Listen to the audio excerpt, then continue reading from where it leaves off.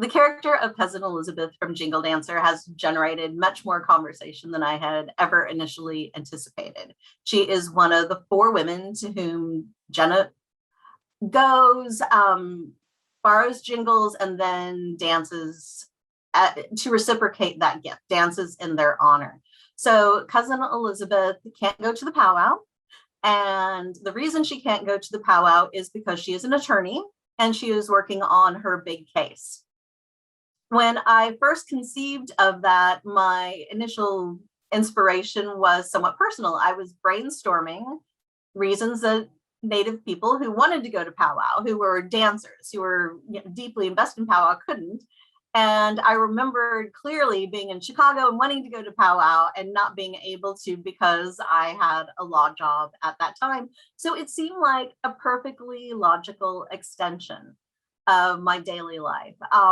It's interesting because when I was first sharing the manuscript in its developmental stages, one of the editors at one of the conferences that I brought it to in a one-on-one consult said, I love that you've included this character, Cousin Elizabeth, and I noticed that she's a Native woman attorney, and that is aspirational, and I can see why you would want girls to have that sort of a role model, but it's not realistic. There aren't Native women attorneys yet, and someday when they are, we hope to see them in children's books. And I remember being just baffled by it, immediately baffled by that.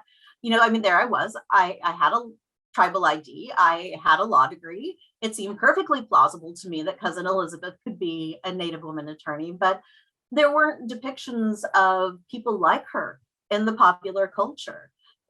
If you keep in mind, through my entire childhood, I can remember seeing Native women largely played by non-natives in the far background on the occasional Western movie that was on TV. The most positive and exceptional experience was seeing Buffy Sainte-Marie on Sesame Street. That was the shining light. And then there really wasn't anything that stood out in my memory until Northern Exposure came on.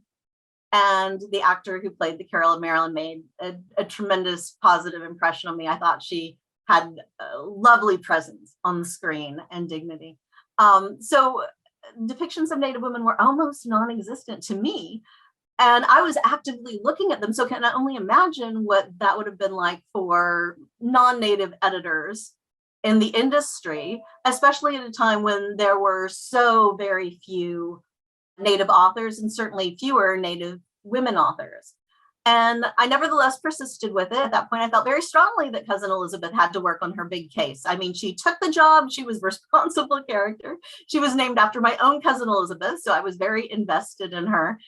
And the second aspect of the character that has generated some conversation was the fact that she is both Black and Indigenous. The illustrators were Cornelius Van Wright and Yin Wahoo, and they had never illustrated a book that was not reflective of either of their heritages. And so I sent them family photographs, I sent them video, I sent them as much primary source material as possible. And I emphasized that I don't know what it is, but a percentage of our Muskogee people are both Black and Muskogee. And that it was very important to me that all of our children felt that they would be reflected in Jenna's world.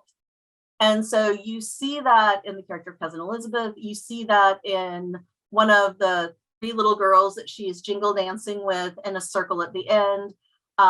There's also a lighter skinned Native girl who's there to show that into the diversity, but it was extremely important to me.